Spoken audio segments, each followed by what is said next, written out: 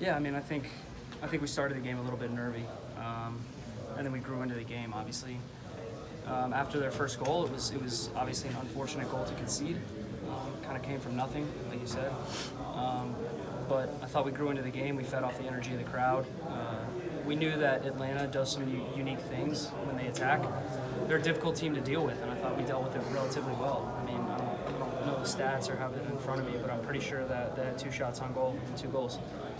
When that happens, you can think of it a few different ways. You can say, well, they're really efficient, or we're just a little bit unlucky that they're finishing so good on the few chances that they did create. So obviously it's disappointing to lose the game, but for me, I look at it and think that we can take some positives out of it because both goals are preventable. I think you outshot them 14-6 tonight, or something similar. Was it just, offensively you guys fought? Was it just kind of some unlucky, bounces and some unlucky misses? Look, I think the attacking side of the ball is always going to be the last thing that really clicks when you're putting together a team from scratch. I think we got ourselves into some really promising positions and some really good opportunities to get our dangerous attacking players in 1v1 positions, create chances, and try to get some shots on goal. I think that we didn't test Guzan enough. And then I think when we got the ball in some promising positions out wide, maybe our service was just a little bit lacking in key moments. And we talked about that. We talked that we're going to have to get better and we're going to have to get sharper. Defensively, felt solid, right? I mean, like I said, two shots on goal. One of them obviously is a world-class finish. A little bit of confusion on that one, but you take you lick your wounds and you move on. So I think we're going to be able to learn from it this week. We'll watch video, and I think we're going to keep growing as the season moves on. They explained anything about the non-offsides? Yeah, it was unfortunate. The assistant referee raised her flag, and a lot of us paused for a split second, expecting a call of offside, and she put her flag back down probably after 2 or 3 seconds, and then you're kind of like scrambling, like, oh crap, what's going on right now? And the ball bounces around, we clear it out, and look, Emerson Hinman has a fantastic goal, right? But I think maybe if we don't pause for 2 or 3 seconds, maybe we can eliminate that. So it's disappointing.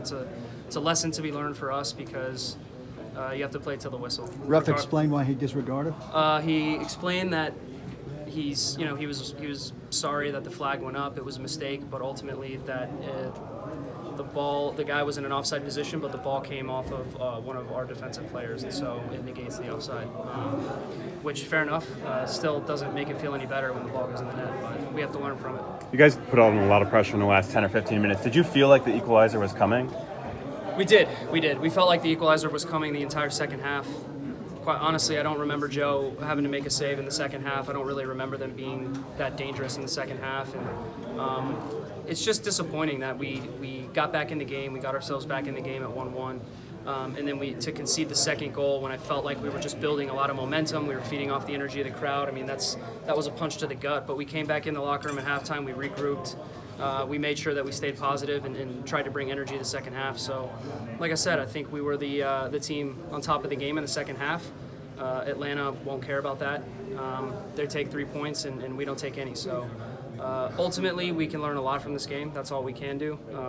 I'm really positive about a lot of the performances of the guys on the field, and I think we're going to go forward in a really positive direction here. You said you guys were really energetic tonight. But do you think you guys showed enough in terms of your play to get them to come back? I hope so. The crowd was fantastic. They were the best part of the evening. I think everyone can see that. I mean, on a national stage, introducing Nashville to the world of MLS, they were top notch. We give them an A+. So I hope that they keep coming back out and supporting us, because if we get support like that every week, we're going to be really, really good at home, and I can promise them that. Crowd got an A+. What do you give your team for the grade tonight? I don't know yet. I'll have to go back and watch the video.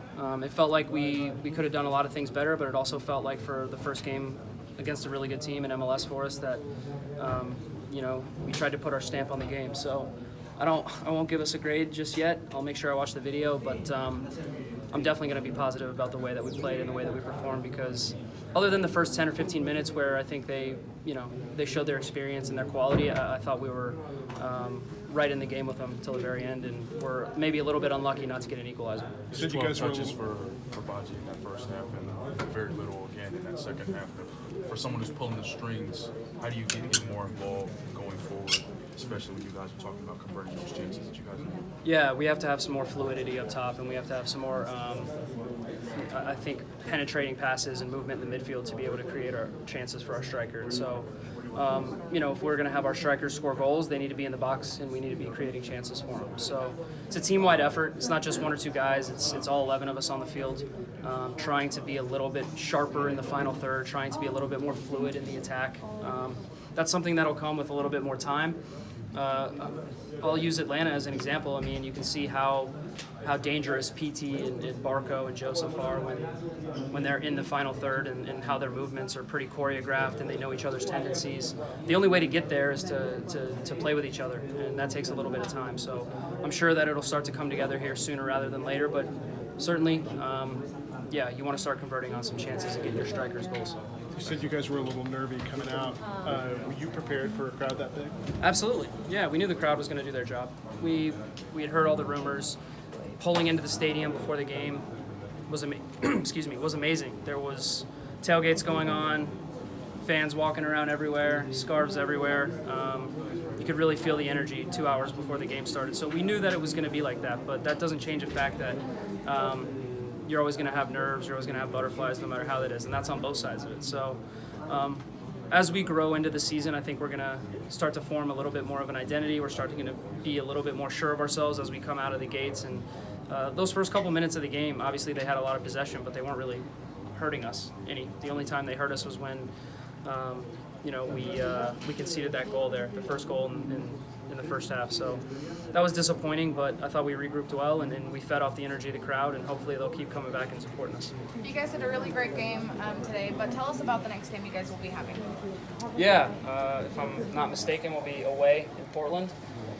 Tough venue, fantastic crowd, fantastic place to play, and Portland's a really good team. So we'll start to focus more on Portland as the week moves on.